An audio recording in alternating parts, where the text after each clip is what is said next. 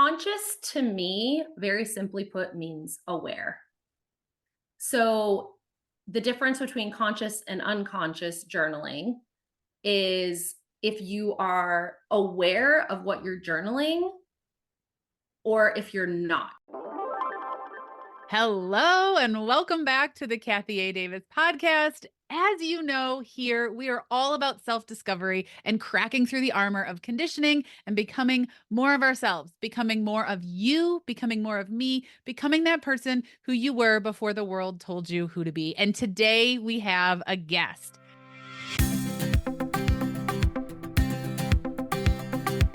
Welcome to the Kathy A. Davis podcast. If you are ready to crack through the armor, to find your true self, to find your inner power, to unleash that power, and so you can begin to feel as though you are coming back home, back to the person you were before the world told you who to be, you are in the right place. Our guest definitely has a personal development and self-discovery journey to share. She is the embodiment of cracking through that armor, and I'm so excited that we can take this message and this practice and look to it as we help us on our journey. Since meeting Mel and learning of her conscious journaling framework, it has become a practice that I've implemented into my own personal growth journey. And I'm eager to have Mel here with us today. Mel, welcome to the Kathy A. Davis Show. Oh my goodness. Thank you for having me. I'm so delighted to be here. I really am. Oh, I love that. I love the word delight. What a fun word. Anyway, Yeah. I have so many questions for you. But first, why don't you share a little bit about your personal growth and your self-discovery journey? Give us a little intro to who you are and, what what brought you here? What got you here to where we are today? Yeah, I would love to do that. That's such a loaded question. I feel like where do I begin? Birth? No, just kidding.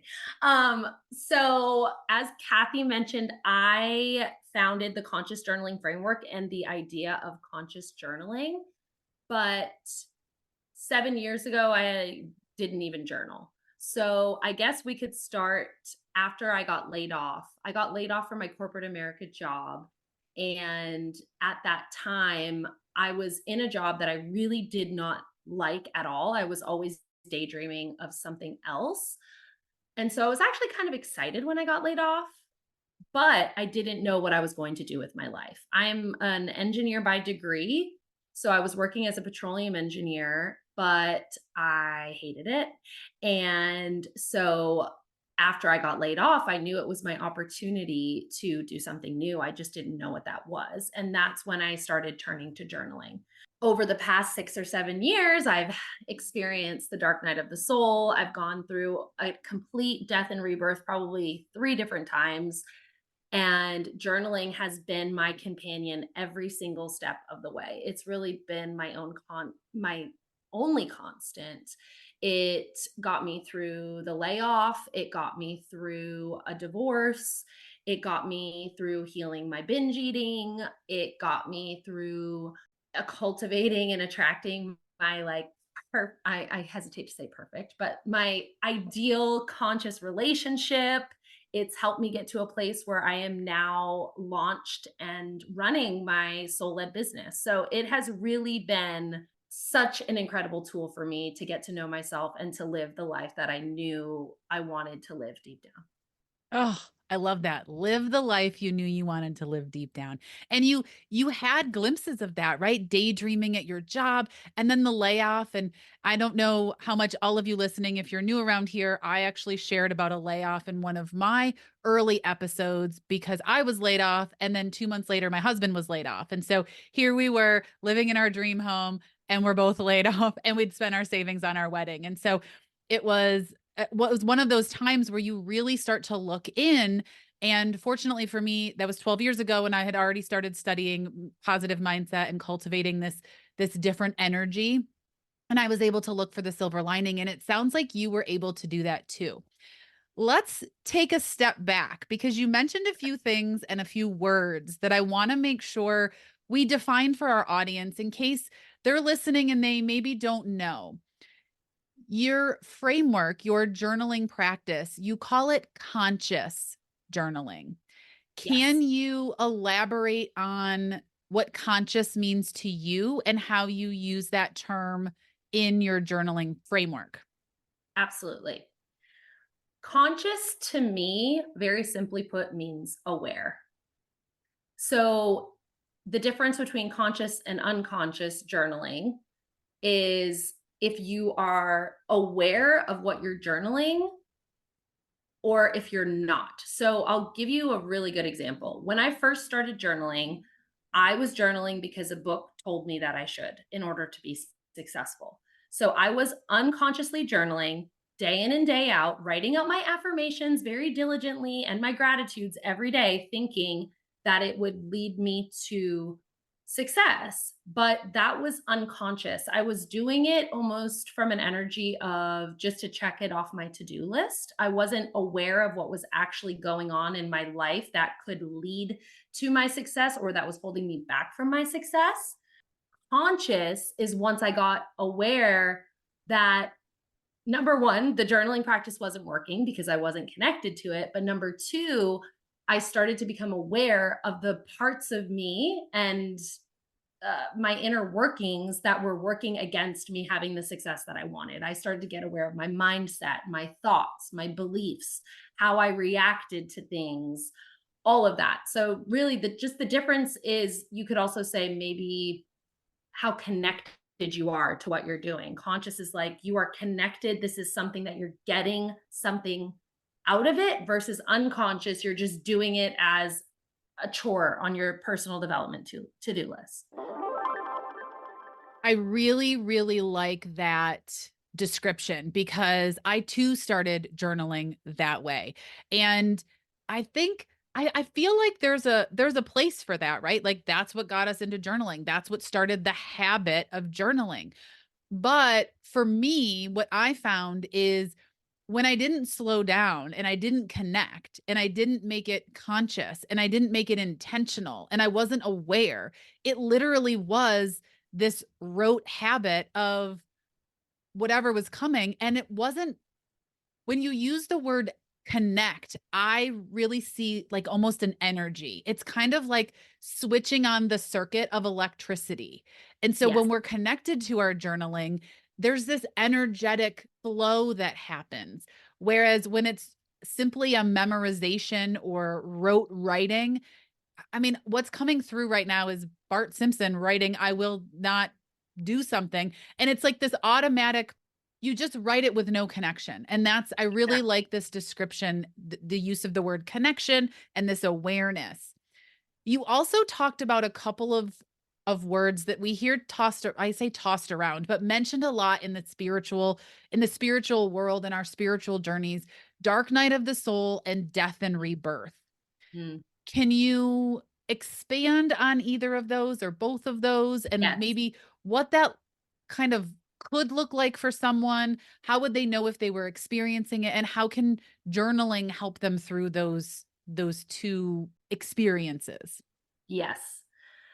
Okay, let's just start by defining from my perspective what the dark night of the soul is. Let's just start there. To me, the dark night of the soul is a moment when you've essentially hit rock bottom and you look around at your life and it's nothing like you know it's meant to be deep down.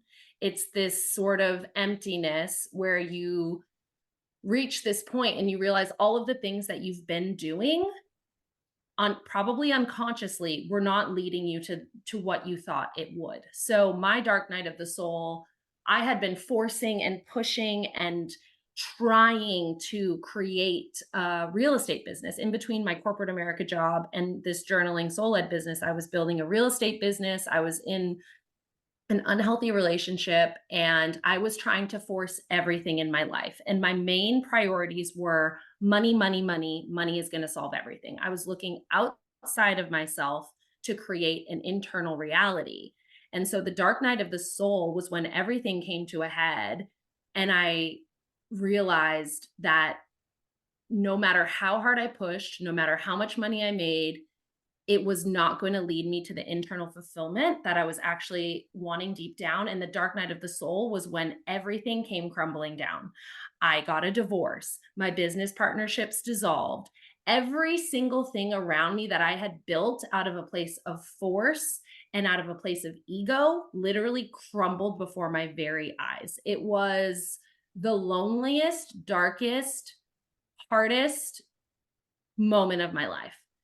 But it was also the best moment of my life because the dark night of the soul is a moment when you have this almost awakening and you realize, and with every fiber of your being, that the way you've been doing things doesn't work and you have no other choice but to do it another way. So, from that place, from that rock bottom, you get to rebuild your life with this sense of hope that you can actually do it your way and that it can actually work because you see that the old way didn't work. So it's almost like you put your hands up and you're like, okay, I'm actually going to start listening to myself. And I realized in that moment, and this is where journaling really helped me, that I had been denying myself the internal whispers of my heart for so long. I had been basically silencing myself and saying, nope, nope, not yet, not yet. We can, always on my heart, I had been saying that I wanted to empower people to live the life that they loved. But the story I told myself was that I needed to be successful in real estate and develop passive income. And then I could live out my soul mission. And so I had been putting all these conditions on me living out my soul mission of life. But through journaling, I started to realize that I had it backwards. I needed to start with the soul mission. So through journaling, I was really able to start identifying and getting in touch with, what does Melanie want? Not what does society want of Melanie, not what does my partner want of me, my best friends, my coworkers, my parents, my teachers, my everyone who really had this agenda for me. And that's just, I mean, I think that's what we all experience. Everyone has something that they want you to do. When I let that all strip away, because I realized that didn't work, I then was faced with, okay, now I get to choose. And so through my journaling practice, I was able to really start to understand what it was that I wanted. And those whispers of my heart became a lot louder. And I was able to see them by slowing down and being with myself and learning how to trust that what I wanted, as I began to listen to those moments, as small as repainting my table dressers in my bedroom, like, and allowing that creative project to take me where it wanted to take me, like starting in very small ways to establish trust that what I craved and what I wanted deep down was actually in alignment and in support of me. That is how I started to rebuild a connection with myself to be able to trust it and get me to this place where I am right now. Oh, this is amazing. And if we go back and we really listen to that, like y'all hit back 15 seconds a few times and listen to Melanie's story and her breakdown of the dark night of the soul, it literally is that point when you realize that you aren't you, that you have become the person that the world told you you should be. You've become the person who's trying to live up to society's standards, to other people's standards, to the way of doing things. And I talk about this a lot with in the plant-based woman program through Veg Inspired, that we put all these rules on ourselves, all these conditions. I have to do it this way. I have to be 100%. And then we don't do it, or we force it and it feels icky. It feels stressful. It feels uncomfortable. And we say, well, it's just supposed to feel that way. And I don't know about you, but over the last 18 months, I've realized it doesn't have to feel that way. It No. can be easy. It can be fun. Does it take work? Of course it does, but it can be fun. The journey can be fun. And that's what you're talking about. Like, Yeah. is the dark night of the soul fun? No. That moment when you're at rock bottom and it feels lonely and it feels frustrating, and some of you listening might feel like you're there right now. You might feel like you're listening to this and you want to start taking action and you want to build that connection and listen to those heart whispers. we're Yes. here to tell you it's possible. Yes. And I think an important message to share, and something that's been really on my heart for a while since I experienced that, is to let people know that you don't need to get to rock bottom in the dark night of the soul to make a change. I really wish I would have listened to the nudges from the universe. And it's kind of my little joke to myself now that I listen to the taps on the shoulders before I get body slammed from the universe. Because if you are out of alignment, you're going to see little signs. It might start with your computer's not working, or your car breaks down as you're getting ready to go to this job interview that you are doing that you know is out of alignment, or a flight gets you miss a flight to a trip that you really didn't want to actually go to deep down. There are all these like little things that if we slow down and we pay attention, if you're trying to force something, you can see the universe reflecting back to you. No, no, no, no, no. And those are the little taps on the shoulder. A body slam is when business partnerships dissolve, relationships come crashing down right before your very eyes. And it's like this big moment. But if you can start to build the courage to listen to those tiny taps on the shoulder, the the the change doesn't need to be as hard. You don't need to have a big moment of, "Oh my goodness, I'm going through a divorce," to justify to the rest of the world why you're making a change. You can make a change today, regardless if everyone in the world thinks your life looks amazing. It doesn't need to get to rock bottom, and you don't need anyone to give you permission to start making changes, regardless if it makes sense to them or not. Does the January weather have your skin feeling drained and depleted? Let's face it, sometimes winter just demands a little extra TLC for our skin and body. Am I right? Well, our sponsor, Osea Malibu, knows that body care matters, and their Undaria algae body butter can help you have a healthier and glowier skin all year long, even in the winter. This product is one of my favorite body care products from Osea because it leaves my skin feeling hydrated and smooth despite the winter weather conditions. Its rich and buttery texture transforms my skin with a non-greasy feel. I love it. But I love Osea Malibu for other reasons too.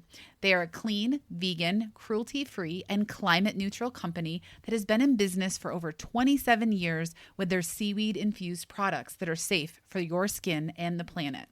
With them, I don't have to choose between my values and my best skin. Start the new year fresh with clean and vegan skincare and body care from Osea Malibu. Right now, we have a special discount just for our listeners. Get 10% off your first order site-wide with code Kathy A. Davis at oseamalibu.com. You'll receive free samples with every order and free shipping on orders over $60. Head to oseamalibu.com and use code Kathy A. Davis for 10% off. I will drop the link and the code in the show notes. But trust me, don't let yourself go another day without this amazing hydrating skincare product.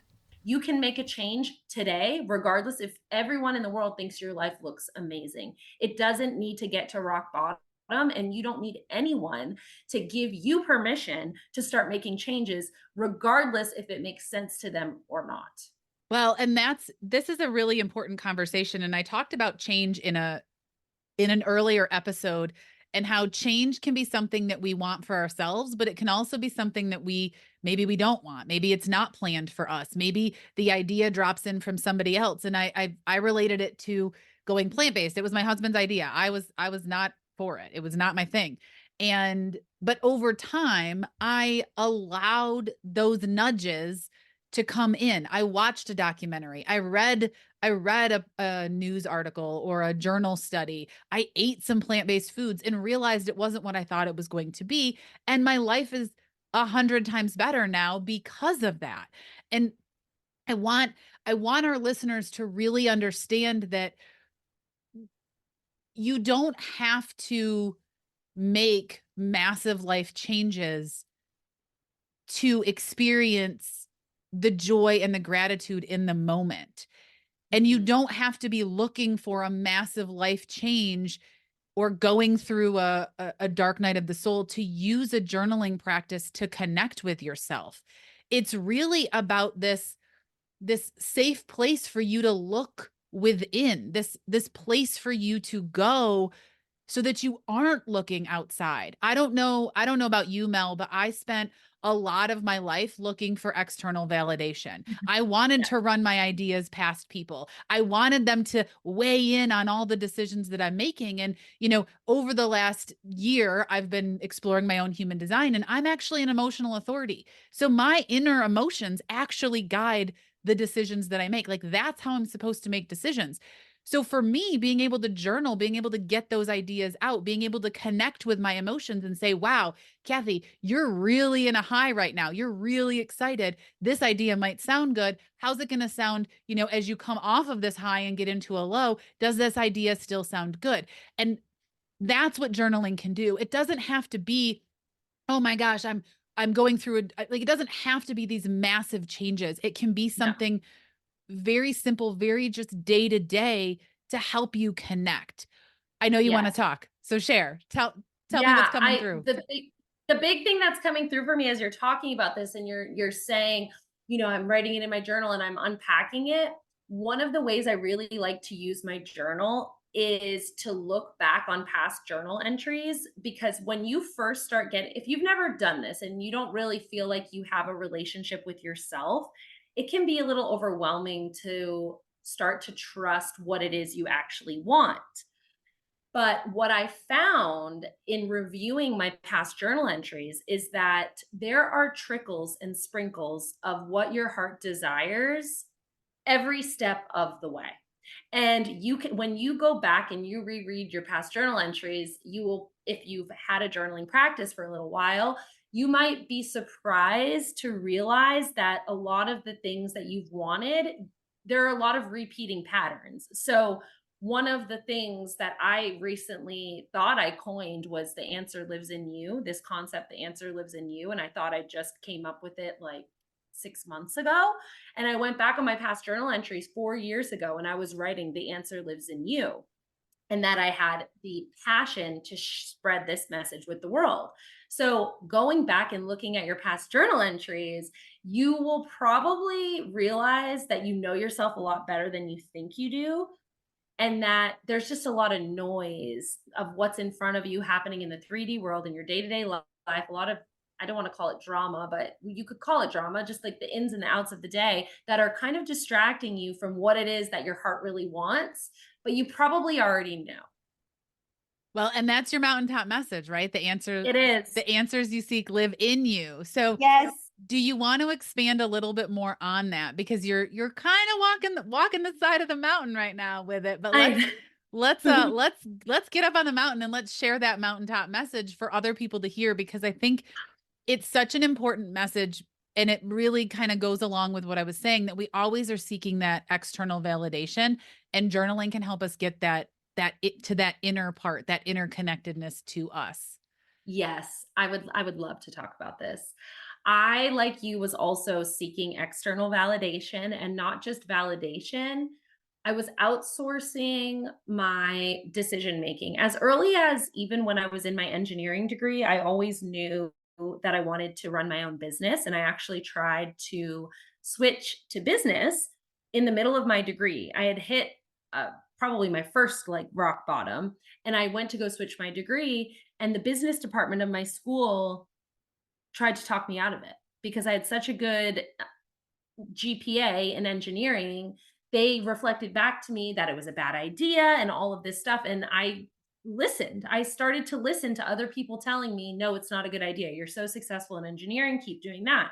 So I've had this pattern in my life for a really long time of letting other people tell me what I should do. And also, when I got into the spiritual and self development world, there's so many courses and programs and strategies out there that I was hiring people to tell me the perfect strategy, to tell me the perfect way to do things. And I've invested over $100,000 in courses and coaches and mentorship, seeking for this perfect ultimate answer. And what I realized, and I consider that my own education in this mountaintop message, is that the whole time I knew what I wanted. I was just looking for permission from someone else to tell me that it was okay or that it was right. And I had to get burned, I'll call it burned, by making some of these investments that were completely sort of cat and mouse, like promising the world exactly what you wanted. And then you get in there and you realize it's not at all what they talked about. I had all of these moments of making these investments out of ego, out of scarcity, out of lack. And once I realized that every single thing that I needed was within me, everything that I truly wanted deep down, which was like fulfillment, peace, joy, presence, connectedness, love.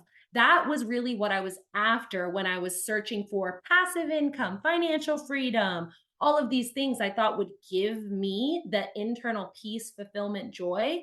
But all of that was available to me before any money was in the picture.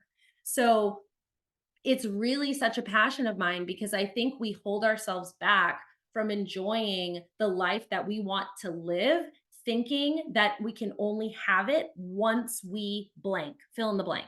Once we have the corner office, once we have the job, once we have the partner, once we have the white picket fence, then we'll be able to do all of these things. When in reality, most of what you're holding yourself back from doing is available to you today. Like, I would not allow myself to go on slow walks with my dog. I said, once I'm financially free, we're going to go on slow, loose leash walks. I could have done that at that time. I could have started to live out my ideal reality in that moment, but I was holding myself back from doing that from some mental construct that I wasn't deserving of that until a societal condition was met. Oh, wow. I think you should all hit the back button again and listen to that again because I I know that we all experience this, right? I can't tell you again, new listeners, you can go back and listen to my RV journey story from a few episodes ago, but my husband and I travel the United States full time in an RV. We've been in our RV for over 5 years. The day we had our garage sale, people were asking, "Oh, you're moving. Where are you moving?" And we would say, "We're moving into an RV to travel the United States." And I cannot, if I had collected a dollar, 50 cents from every person who said that, I don't even know. It was just unbelievable. People would say, "Oh, I've always wanted to do that, but my parents Mm, wanted to do that, but my aunt and uncle did that when they retired." And there was always a reason why, like a societal, logical reason why they couldn't do it. And even yep. now, people will say, "Oh, I can't do that because." And listen, some of the reasons might be valid. Their inner wish might not be to travel the country in an RV because let's face it, it is a little bit outside of the standard norm, right? But if John and I had waited until the cars were paid off, we got a better offer on our house, we had, different, like whatever it was, if we'd waited, we would have missed all that we've done over the last 5 years. That was us listening to those heartstrings when nothing else made sense. When it didn't make sense, we still listened to those whispers of the heart. And again, we're not saying that you need to use journaling to, you know, uproot your entire life. It might No. just be, I don't even know, new clothes that you want to buy or a new way of Yeah. eating or anything. Yeah, I mean, we've talked about some like pretty big things of layoffs and divorce and these types of moments, and I think you can also, to your point, use journaling for finding more presence and peace of mind just in your day-to-day life. Like, one of the things I like to do is try to find my moments of presence. And if I realize in my journaling practice I'm super anxious and my mind is just racing, it's a reminder to me to slow down. So, one of the things, for instance, that I do every single day after I'm done grinding my coffee grounds, I take 5 to 10 seconds and I smell them. How simple is that? It's me in my journaling practice, like, where can I find more moments of presence in my life to root me back into the day, like into the day, into the moment? And so I look for all of these little reminders, and smelling fresh coffee grounds, it never gets old. Why did I go so long without taking 5 seconds to enjoy that? Or on my walk, when I see flowers, I stop and I smell them. It's it's not just about these big earth-shattering moments. It's about savoring the most out of the minutes and the moments of your life, because really all we have is this moment. And so if we are spending this moment dreaming about the next moment, when the next moment gets here, we'll be dreaming about the next moment, when we could really just be enjoying this moment. Mm, I love that. I feel like we should pause and just enjoy this moment. I was just thinking that. I'm like, I want my sip of coffee now. I might need to go grind some more. Yeah. I love it. I love it. I do. I saw that in your Instagram stories and I think to myself, every time I grind the coffee in the morning, I'm like, and I take a big deep breath in and just the smell of the coffee when it's brewing or the Mhm, sound of it brewing. And I always talk about how I love coming out into the RV, into the main living area of the RV, and it's dark out. I get up pretty early for my me morning time. And I open the windows when we're in a campground where people can't just look in and see us. mhm, And I watch as the sun rises up from wherever it's coming and it begins to fill the RV. And those are the moments that I mhm. just love. It's savoring those very simple little moments that we don't think about I because know. we're so caught up in, oh, what time do I have to be on my computer? Instead of, oh, look at the sun. It literally in the campground we're in right now, it literally fills the RV with this beautiful bright sunshine. There's nothing better. And so Mm, you've you've because I'm familiar with the conscious journal framework, yes. you've tiptoed around it. Yes. Walk us through it because it really starts with some pretty profound pieces and you've even talked about the look backs and other aspects of your conscious journaling framework. Walk us through that framework. Walk us through what it looks like and how all of these pieces that we've touched upon really build this cohesive practice. Yes, I would love to. So, first, I want to say if you've never journaled before, I think the first step is really just establishing the habit of journaling and starting to connect to yourself. That is really the first place to start. The conscious journaling framework is really meant for someone who is ready to go within. They are ready to understand themselves. They are ready to understand their stuck patterns, and they're ready to make the changes that need to be made to have the life that they want. So, the whole premise of the conscious journaling framework is it's a 4-part cycle set up to move you towards a specific intention. So that intention could be to have a peaceful mind. It could also be to finally launch your soul led business. I actually used the framework to launch my business because I was getting stuck in a self sabotage. So I'll walk you through the 4 parts of the cycle. The first part of the cycle is setting an intention. It's setting an intention of what you want to get out of your journaling practice, but also a specific goal or intention that you're wanting to move towards. So that could be attracting an ideal partner, healing your relationship with food and your body, cultivating sacred sisterhood, attracting a mentor, getting through a layoff. It could literally be anything. So you first start by setting an intention.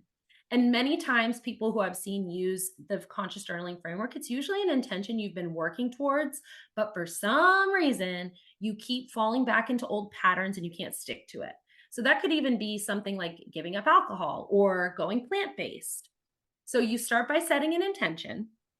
And then the second part of the cycle is you cultivate awareness. So the question you're answering in the awareness phase is, what is stopping me from getting there? What is the current pattern loop that I'm in that's preventing me from moving towards this intention? And I like to give the analogy of a hike on a trail. So your intention is your lookout point. It's where you're trying to get the mountaintop. You just shared with me that you had climbed a mountain. So it's getting to the top of that mountain. That's your intention.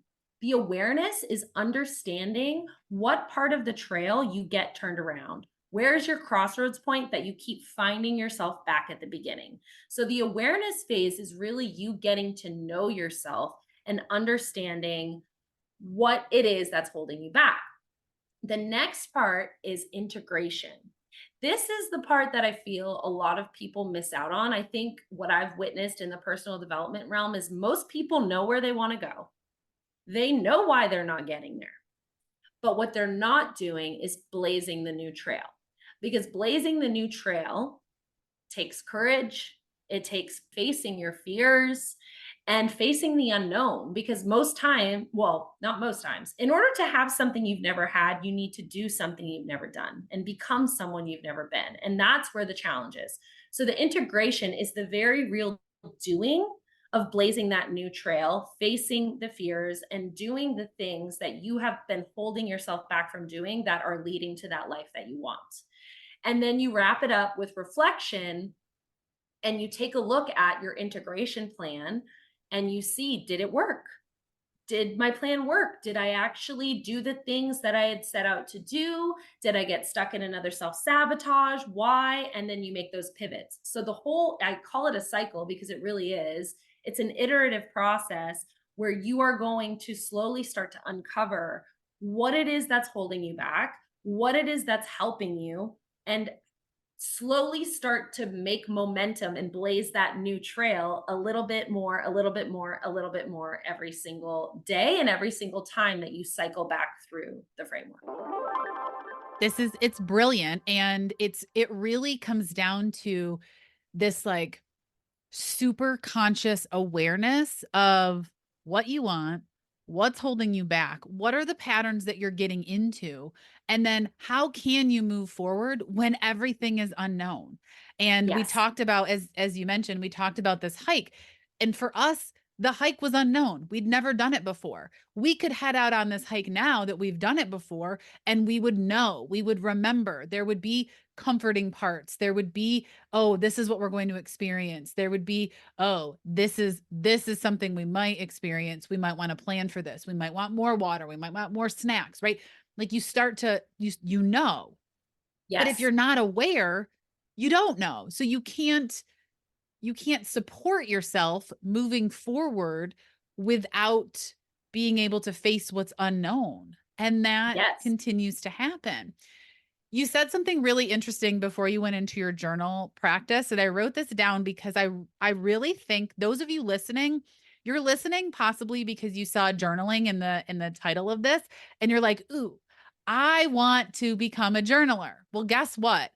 You could take Melanie's framework that she just shared with you and use it to become a conscious journaler, because you could set Yes. the intention of becoming a conscious journaler. Yes. You could look at, okay, what's stopping me from becoming a journaler? Well, I don't set aside time. I don't make it a ritual. I don't do it with intention. Okay. There's self-sabotage. I don't see it as a priority. Like we can look at all the things that hold us back from creating these habits that we want to start. Maybe you want to walk 10,000 steps a day. Maybe you want to eat a salad every day. What's holding you back, right? Like you start to become aware of the things that are holding you back, and and then you create this integration plan to move forward. So you want to be a conscious journaler. Now you know the things that hold you back. Do you schedule it on your calendar? Do you buy yourself a fancy new conscious journaling notebook because you want to be reminded? We'll put the link in the description because I know you have one of those. Um, Yes. and then maybe you create a little sacred spot for yourself. You get a new chair, you get new pillows, you get a new blanket. I mean, I don't know about you all, but I'm a touch is one of my human design things, and I love my cozy blanket. My cozy blanket with my perfect pen that fits my hand. Like those are things that really make my journaling practice happen. And Yes. then you do it, you do the journaling, and then you reflect on it. What worked, what didn't? Well, it's the time I'm doing it's not working for me because everybody's awake in the kitchen. Do I want to get up earlier? Do I want to do it at night? Do I want to do it after everybody goes to school in the morning? Like you start to look at what works and what doesn't, and then you continue the cycle. And that's Yes. really the beauty. So if you're sitting here listening to this and you're like, well, I'm not really a journaler, but I want to be, go Yes. back and use Mel's framework to become one. Mm, I love that. I've never said to use the journaling framework to start journaling, but that's absolutely brilliant. And to your point, as you're describing all of the integrations and the awareness, when you're in the conscious journaling framework, the integration plan makes it so much less scary because it's these little bite-sized pieces. If you look at, oh, I want to start journaling, it might seem like, oh gosh, when am I going to do it? I don't have the time. I already have so many things on my plate. Whatever stories you're playing in your head, but as you were describing it and describing, okay, setting aside time, whether it be 20 minutes, being intentional about buying a pen that feels really good or a journal that specifically supports your practice. Those are small, easy, bite sized pieces. And that's what the conscious journaling framework does. It breaks down what might feel like a big, overwhelming goal that you don't know how you're going to get to into these bite sized pieces that are really, if you look at them one on one, are not that difficult.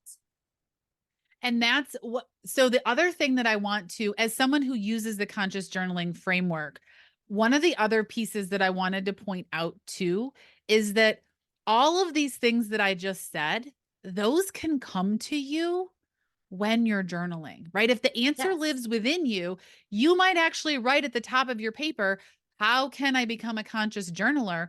And then just brain dump, just do that stream of conscious journaling and let yourself see.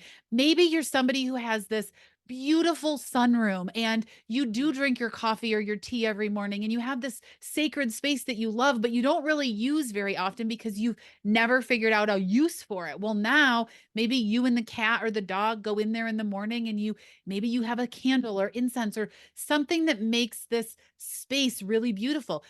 And you're hearing me say this and you're thinking, oh, yeah, that works. But this might all have come from your stream of consciousness when you are actually journaling and answering these questions. And maybe you Yes. say, what's holding me back from starting a journaling process? And out comes all of these stories, these things that you say, I don't know what to write about. And so you can then be aware of those and it allows you to move forward. So if you're sitting there thinking, I want to be a journaler, but I don't know what to write about, because Mel and I were both in that situation, because again, we started by writing our affirmations and our gratitudes because somebody told us to. Um, Yep. Ask yourselves these questions. What could I write about? I just, it's so fascinating to me, the things that come out when you ask yourself that question. When you say, what am I thinking about right now? What's holding me back? What should I write about? You just write about, how did I do with my journaling yesterday? Even just reflecting on the day before. Maybe you want Yes. to maybe it's not journaling, maybe it's the eating, and so you want to reflect on how you ate yesterday or your movement yesterday, or your positive mindset. Maybe you're looking to cultivate a more positive mindset, and so you ask yourself, how was my mindset yesterday? And you're like, oh, I kind of Yes. slipped up when the dog came in the house with mud all over its shoes or his feet. And like you see those things that trigger the old patterns, and it allows you to kind of get that out on paper. Yeah, I totally, totally, totally agree. And I think the the beautiful thing about a journaling practice and what I've witnessed this in myself. And as people start to apply the conscious journaling framework and start creating and cultivating their own conscious journaling practices, your relationship with your journal is a mirror for your relationships in life. So it is a really fun place to basically practice and do test runs. Like a lot of people tell me they're worried, they feel like they can't even be authentic in their journals and in their journal writings. Like they're worried about what people are going to think or what if someone reads it. That's a bigger mirror of how you're approaching your day-to-day life. Because if you can't even be honest with yourself in your journal, imagine all of the places in your life where you're not showing up fully. So even if you throw the conscious journaling framework out the window for a second and you just think about allowing yourself to create a relationship with your journaling practice and letting that show you the areas in your life where you could expand and show up more authentically and show up more you, even if you just start there, you are going to see your entire life change. If you just literally view it as the conscious observer of how do I approach my journaling practice, even if you are someone who's sitting there and you're making up all these, I'll call them excuses in your mind as to why you can't have a journaling practice, ask yourself, where in your life are you making excuses for not doing other things that you really want to do? It really is a beautiful mirror for you to see how you're showing up in every area of your life. Mm, wow. Isn't that the truth? Isn't that the truth that we that our journal, our the fears that we have about putting our authenticity on paper that somebody might read, does that show up in your social media if you're a business owner and wanting to put your voice out there, or in a relationship with your family, or does it show up in how how you decide what to eat? Does it show up in how you don't want to go to the gym because what might people think? I remember I was talking to my clients once and I said, one of the things that holds me back from my movement habit is I worked out with a trainer and he was so specific and strict on making sure that I did every move exactly how it needed to be. And so it created a fear within me that I would do the movements wrong. And so what happens now is I say, "Oh, I'm going to do body weights and I'm going to look at print off a list of 5 exercises or 10 exercises or whatever. And then I have to go and watch videos on how to do it right because there's this underlying programming, this underlying fear, this stuck pattern that makes me want to make sure I don't injure myself doing it. So then guess what? I don't do it. I don't do the squats because what if I do them wrong? And so Mm, it really shows you, like, if you're sitting there and you're like, I don't want to journal because what if I do it wrong? If you don't take anything else from this, which there were so many gold nuggets, I don't know how that would be the case. You can't journal wrong. It correct. really, like, Mel and I joke a little bit, or we talk about how we did affirmations and all of that. That wasn't wrong. That was where No, we were. That was a part of the journey. That me doing those affirmations created the habit, created the sitting down with a journal and feeling comfortable. And so if that's all you have right now, we don't want to sway you that you're doing it wrong. This no. is just a way to go deeper. Exactly. And honestly, to just piggyback off of what you just said, writing those affirmations and those gratitudes every single day was the beginning of me starting to realize that listening to what other people told me was not necessarily the right way, because this book said, write your affirmations and your gratitudes every single day, and bada bing, bada boom, you'll become a millionaire. Well, that didn't work. So that was the beginning of the cracks starting to build in this thought and this belief that I had, that other people knew better than I knew what I needed to do. So just be open to whatever your journaling practice will show you. Literally, all you need to do is start. And yes, to mirror what you said, there is no right or wrong way. It can be whatever you want it to be. And that is what is so beautiful about journaling. Oh, I love this. Okay. Before we go, Yes, you have some resources that people can use to start their conscious journaling practice, but also to start a journaling practice. So tell us a little bit about the audios that you have and also the journal that people can get. perfect. So I created the Conscious Journal. It is available for sale on Amazon. Kathy will drop the link. Essentially, it's a blank journal, but it has a couple key features that really, really, really help to support a conscious journaling practice. Number one, there's a table of contents. And number two, there are page numbers. And that makes it really, really easy for you to log your journal entries, so that, going back to earlier in our conversation, you can review past journal entries and increase that self awareness within you. You can start to easily go back and reference your past journal entries. And we could have an entire podcast episode about that. So I'll just leave that there. If you guys want to learn more about look backs, you can follow me on Instagram. But so the conscious journal has that, and it also has worksheets that will walk you through conscious journaling framework. So if you're someone who's interested in applying the conscious journaling framework, you can easily get the journal, and it has the worksheets in there that guide you through each of the 4 phases of the cycle. If you want to go even deeper, I created guided audios. They're self led, they are hosted on a private podcast platform. You can purchase them online. They're only $55, and you'll have lifetime access, updates, any future updates. And basically, what it does is it It's me walking you through an explanation of what the phase of the framework is, a guided visualization that goes straight into a journaling session to walk you through that part of the framework. So it is specifically built so as a companion for you in your morning journaling practice to just put on. Some of my friends and people who have used it say they'll just put it on as they're getting their coffee ready, as they're sitting down, setting the mood for their journaling practice, and then they go straight into the guided visualization and into the journaling. And then at the end of the guide, each guided audio, there's meditation music for you to just continue journaling whatever comes out. So the guided audios are really good if you're ready to actually apply and integrate the framework.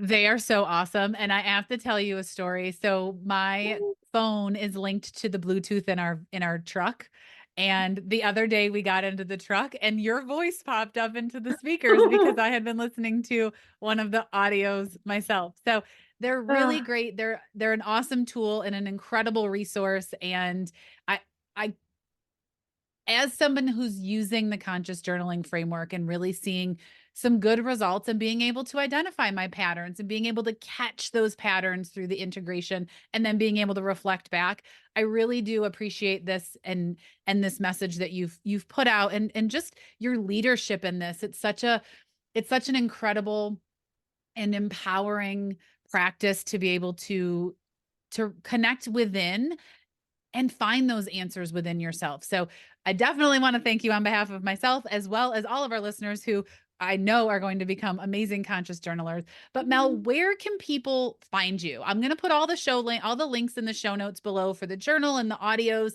and your website. And you mentioned Instagram, but what's the best place for people to find you? But I hang out on Instagram all the time. So if you follow me at the Conscious Journaler, I answer my DMs. I am in there every single day. Follow me on Instagram. That's really the best place. Awesome. Awesome. This has been an incredible episode. I'm so grateful that you came on and shared this message with us today. And for any of you listening, Mel's dropped a few things that we didn't get to talk about today. So head over to my Instagram, the Kathy A. Davis, and let me know. Do you want Mel to come back and talk about look backs? Do you want us to dig a little bit deeper into some of these topics? We are fast friends, biz besties, and we always can get Mel to come back. So if you're interested in that, head over to Mel's Instagram, The Conscious Journaler, let her know, or head over to mine and let me know, and we'll get you back on the Kathy A. Davis Show. Mel, any last words before we close out today? Just thank you, honestly, for this incredible opportunity to just spread the message. I feel the most exciting thing about journaling is that there's such a low barrier to entry. So even if you can't hire a coach or you're not ready to hire a mentor, but you really want to get to know yourself and you want to heal and you want to move towards the life that you know you're meant for deep down, journaling is, in my experience, the absolute best place to start. And it's available to you literally right now. So just get going. Awesome. I love it. Well, let's end there. Thank you so much again for coming. To the listeners, thank you for listening. Share this episode with a friend that you think would love journaling. We'd love to spread this message far and wide because I do also agree with Mel. It is one of the best ways to connect with yourself and to leave the external opinions and validations and all of the things, Condition. yeah, conditioning aside and connect with yourself. So thanks again, Mel. Everybody, have a great day. Thank you for listening to the Kathy A. Davis podcast. If you found value in this or want to leave us a review, I invite you to do so. Also, share this with a friend, family member, or anyone else you think would benefit. Until next time.